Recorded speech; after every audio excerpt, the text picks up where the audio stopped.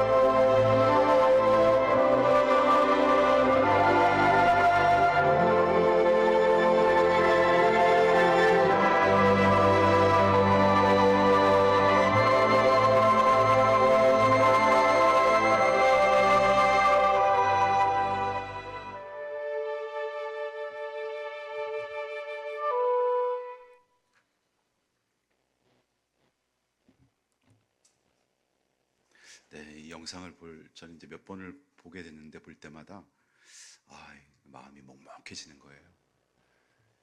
현충원을 이제 코로나 전에 새벽 예배 마치고 현충원을 좀 다녔는데요. 그 많은 군인들의 묘를 보면서 그렇게 안타까운 마음은 있었지만 요즘에 제가 제 아들 둘이 군에 가 있잖아요. 하나는 사관학교가 있고 하나는 전방 GOP에서 근무를 하는데 저걸 보면서 야, 이게 옛날에는 국군 아저씨 하면은 그냥 약간 거리감이 있었는데 우리 아들들이 저렇게 죽은 거잖아요. 그리고 전 세계 각국에서 그 젊은이들이 와서 묻혀 있는 거예요. 이렇게 63빌딩보다도 더 높은 관을 쌓아놓을 때 그 면적과 높이가 63빌딩을 초월할 만큼 우리의 자녀들이 죽은 거예요. 북한의 젊은이들도 그렇게 죽은 거고.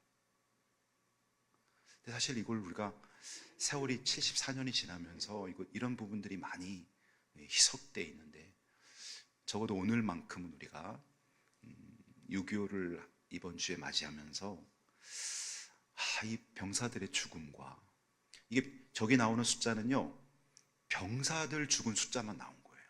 민간인 죽은 숫자까지 하면요 거의 300만 명을 넘었습니다. 어마어마한 수의 사람들이 죽게 된 거예요.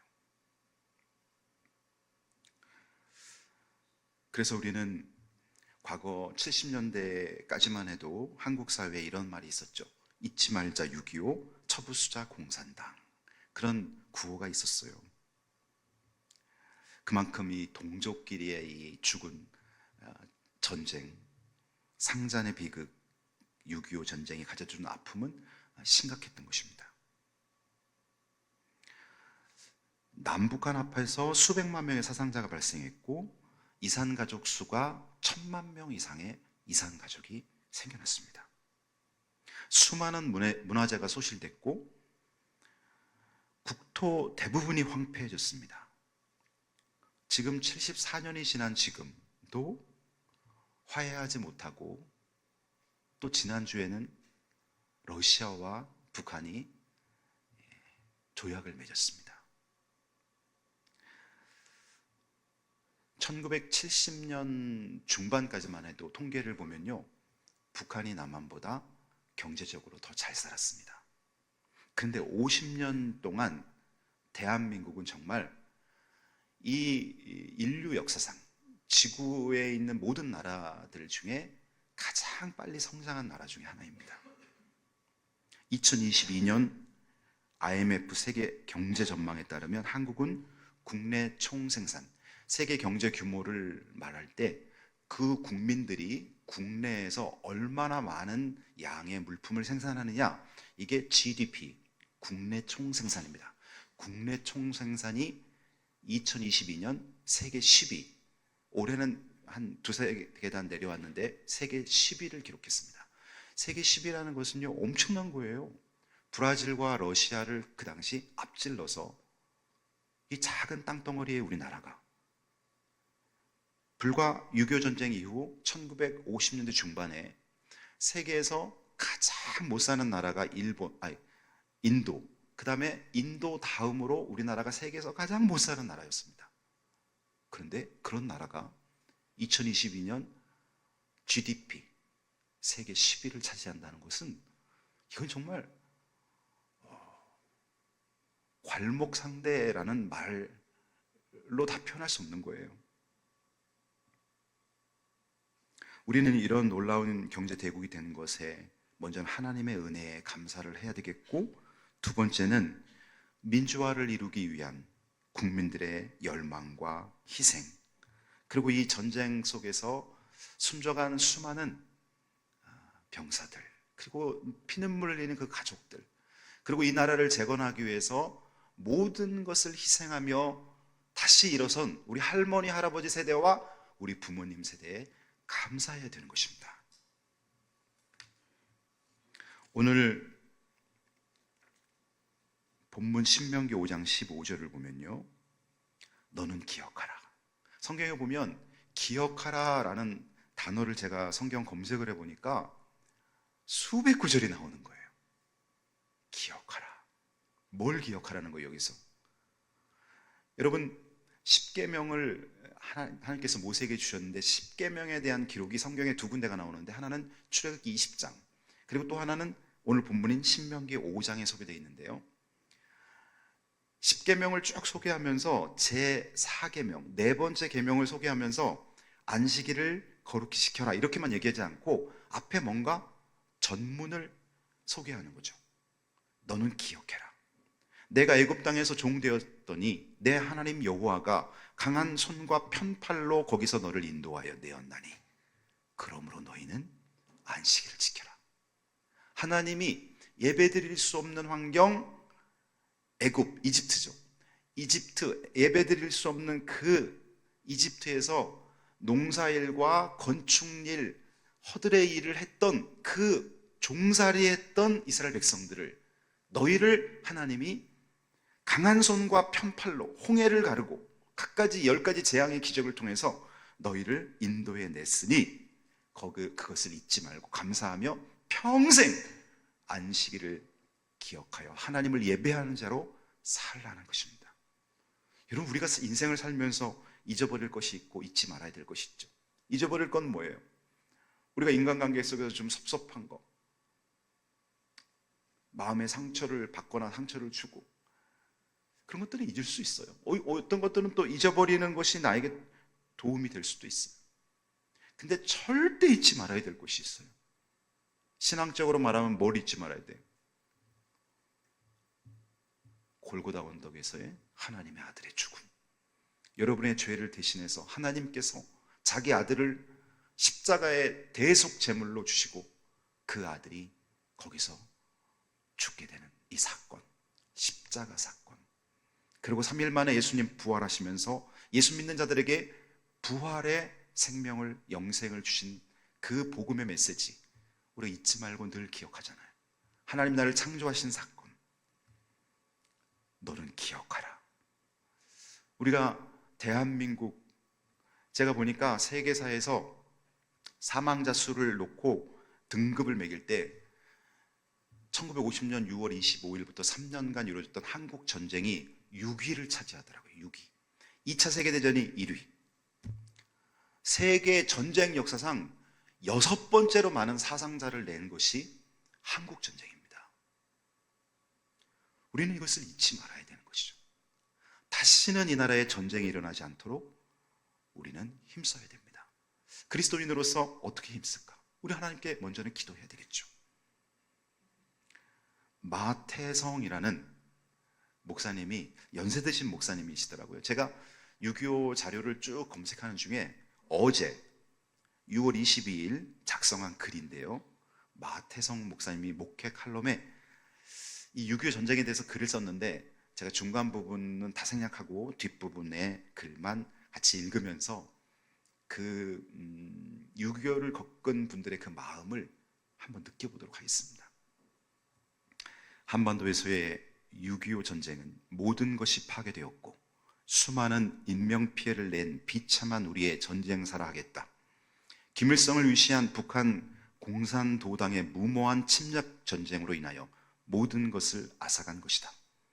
가정과 가옥시설들은 완전히 파괴되었고 수많은 젊은이들은 전쟁으로 목숨을 잃었으며 도로와 도시, 항만시설 등 수많은 건물들이 잿더미로 변하고 말았다. 유엔 한국재건위원회의 인도 대표 메노는 한국전쟁 직후인 1955년 10월에 일주일간 방문하면서 당시 한국 상황을 보고 한국에서 경제재건의 기대는 마치 쓰레기통에서 과연 장미꽃은 피는가? 라고 보고하였단다. 영국 런던 타임즈 기자인 사이몬스 기자도 신문에 같은 내용의 기사를 제목으로 달아 썼다고 한다. 6.25 전쟁으로 한국은 한마디로 쓰레기통 같은 모든 것이 파괴되어 아무것도 기대하기 힘든 희망이 사라진 모습이었다. 수많은 전쟁 고아들이 그대로 방치될 수밖에 없었고 원조가 아니면 끼니를 이을 수 없는 비참한 상황이었던 것이다. 6.25 동란 중에 150만이나 된 동포들이 북한을 버리고 남쪽으로 탈출했다. 그들은 공산주의 실상을 알았기에 목숨을 걸고 자유민주주의의 대한민국을 택한 것이다. 이제 6.25 전쟁 제74주년을 맞으면서 순국 선열들의 고귀한 헌신과 피 흘린 희생정신을 잊지 말아야 된다. 그분들의 희생정신이 우리 후손에게 값진 보화로 지금의 대한민국이 세워진 것이다. 우리는 국가의 정체성을 분명히 하며 후손들에게 이어나가야 한다. 6.25 노래가 우리의 마음과 생각을 다시금 힘차게 하며 크게 들려오는 듯하다. 이런 글을 올리신 목사님이 있습니다. 너무나 가슴 아픈 것은 지난주에 북한과 러시아 연방 사이에 포괄적인 전략적 동반자 관계에 관한 조약이 맺어졌죠. 사진에 보면 그 조약 사진을 제가 올려놨는데요.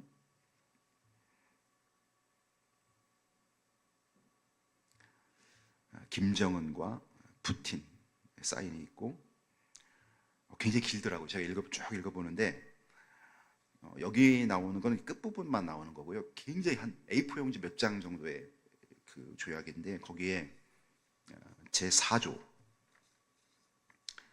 쌍방 중 어느 일방이 개별적인 국가 또는 여러 국가들로부터 무력 침공을 받아 전쟁 상태에 처하게 되는 경우 타방은 유엔 헌장 제51조와 조선민주주의 인민공화국과 러시아 연방의 법에 준하여 지체 없이 자기가 보유하고 있는 모든 수단으로 군사적 및 기타 원조를 제공한다. 이걸 보는 순간 1950년 소련과 북한이 결탁하여 새벽에 대한민국을 밀고 내려왔던 그 6.25 전쟁이 74년이 지났는데 이 갈등은 여전히 또 이렇게 진행이 되고 한미일이 군사로 연합하고 또 북한과 러시아가 또 이렇게 이념으로 분단돼서 그 틈에 껴서 왜 우리 민족이 이렇게 희생해야 되는가, 그런 아픔들이 막 밀려오는 거예요. 하나님의 강권적인 손길로 1907년 평양 대붕이 일어났던 저 땅이 지금은 아무도 예배할 수 없는 땅이 되어버리고 우리 이렇게 북녘을 위해 기도하고 있는 이런 아픔 속에 있습니다. 저는 오늘 설교를 맺으면서 우리가 그리스도인으로서 이 나라와 이 민족에 다시는 전쟁이 일어나지 않고 평화 통일, 복음 통일을 이루기 위해서 우리는 여러분 기도할 때마다 늘 나라와 민족을 위해서 기도하셔야 됩니다. 여러분 자녀를 위해서도 기도하고 여러분 사업장을 위해서도 기도하지만 맨 먼저 나라와 민족을 위해 기도하셔야 됩니다. 단 1분이라도 하나님이 보호하셔서 이 나라 다시는 군사 충돌이 일어나지 않고 정말 하나님의 때에 김일성 3대에 걸친 김일성 우상화가 제거되고 그곳에 예배드릴 수 있는 환경이 문이 열릴 수 있도록, 이것은 이제는 인간적인 방법으로 가능하지 않습니다. 하나님의 때에 하셔야 되는 영역이 됐습니다. 저는 오늘 설교를 이 기도로 마무리하려고 합니다. 여러분 눈을 뜨고 앞을 보면서 오늘은 기도를 하는 것입니다. 제가 이 기도를 드리면서 설교를 마치도록 하겠습니다. 하나님 아버지, 영적으로 부흥하고 경제적으로 번영한 대한민국에서 살게 하심을 감사드립니다. 이 나라에 다시는 전쟁이나 군사 충돌이 생기지 않게 하시고 하나님의 때에 하나님의 손으로 평화 통일, 복음 통일이 이루어지게 하옵소서. 대통령을 비롯한 위정자들이 부패하지 않고 국민을 위해 희생 봉사하게 하소서. 하나님이 원하시는 법과 문화가, 하나님이 원치 않는 법과 문화가 자리 잡지 못하게 하소서. 우리 자녀 세대가 하나님을 경외하며 예배를 사모하여 말씀에 순종하게 하소서. 한국교회가 다시 성령으로 충만하여 세계 열방의 제사장의 나라가 되게 하시고 미 전도족 속을 구원하는 선교사의 나라가 되게 하소서. 우리의 주와 그리스도가 되신 예수님의 이름으로 기도합니다. 아멘.